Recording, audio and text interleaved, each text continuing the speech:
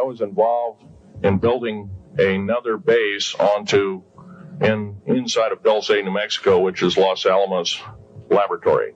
It's a biological laboratory.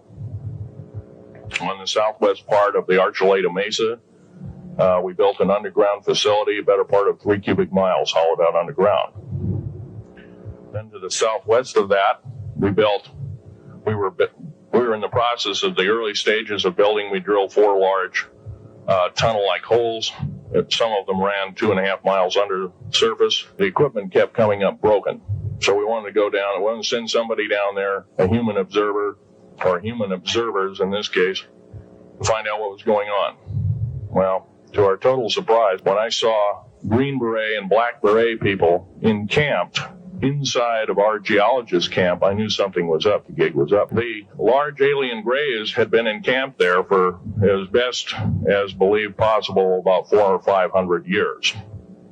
It had been one of their internal bases. And we'd drilled holes right on top of it.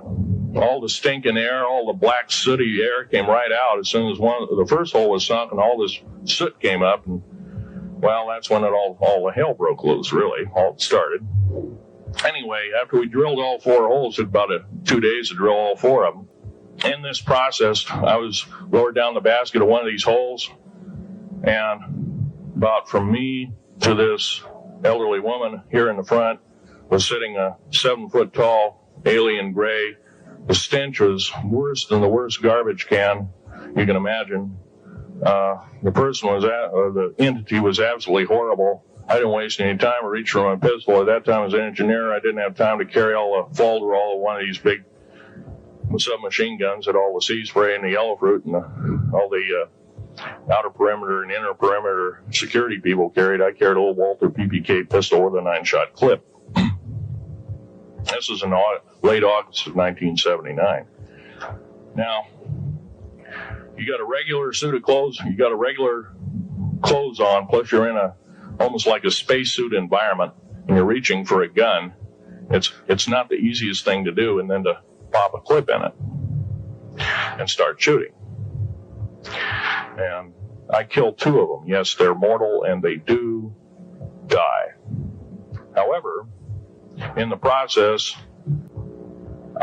one of them did this. All I remember is that he just kind of waved his hand in front of his chest, and the next thing I know, this blue beam hit me and just literally opened me up like a fish, and burnt my fingers right off of me.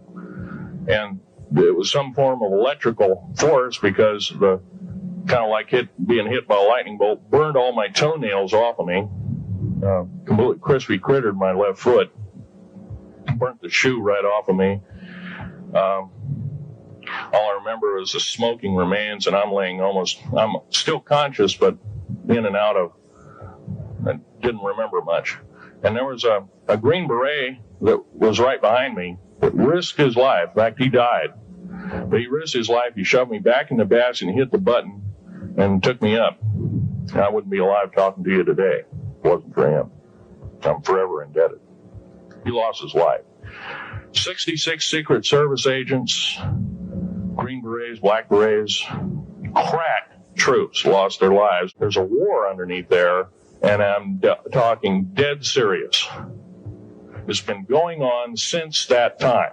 Since late August of 1979, our military, the Russian military, basically the militaries of the world, have been in constant conflict with the outer space alien. The small gray, the large gray, the reptilians, the whole thing. There are 11 distinct races of aliens. 2 are benevolent. One had to leave here in a hurry because their world is under attack, both on the surface as well as underground. There, the Pleiadians. They're familiar. Maybe some of you are familiar. There was the created 1954 treaty where Eisenhower signed a pact with the known alien species of the time. There were 3 at the time, and said that we're going to deal in high technology, but you can take a few head of cattle and a few human beings and you can experiment on them. It's unthinkable. The created 1954 treaty had been violated after After the great firefight, the alien-human war, I am the only living survivor talking about it worldwide at all. The only one. The other two are in nursing homes in Canada, and the Canadian government refuses to allow any U.S. people, including myself, to talk to them because they are afraid of kidnapping. Now, I'm going to tell you something a little bit different about the alien species. The bad news ones, there are 9 races of alien populations. To look at a human being as a bag of food. They're not cannibals. They don't eat the flesh and the bones and all that kind of stuff. They use the glandular secretions of animals and human beings as a mixture of the vitamins for their food. They get high off of our adrenal gland substances called adrenochrome. It's something like cocaine to them.